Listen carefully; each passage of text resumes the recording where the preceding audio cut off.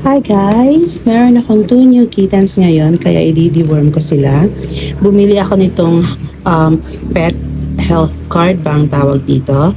Dalawa. Yung isa is, ang color niya is gray and white. And then the other one is gray. Tapos, hindi ko pa sila nilagyan ng name kasi i-rehome ko din sila. So, yung bagong owner na lang ang magbigay sa kanila ng name. And ito yung aking gagamitin na pang deworm sa kanya. Pyranex. Ito yung sinuggest sa akin dun sa pet shop.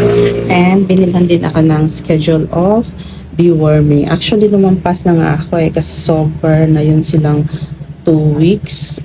Mag 4 weeks na yung mga kittens. But then, it's better late than never. Charot.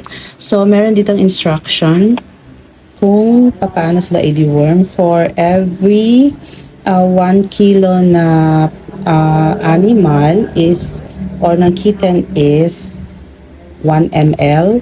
So hindi pa siya na 1 kilo yung mga kitten. Siguro nasa 200 grams siya. I-divide ko na lang siya. So, yeah, hindi ko na sila dadalhin sa vet for deworming kasi mahal doon. Nasa 200 to 250 pesos per kitten ang kanilang price. So, pag dalawang kitten, 500 pesos.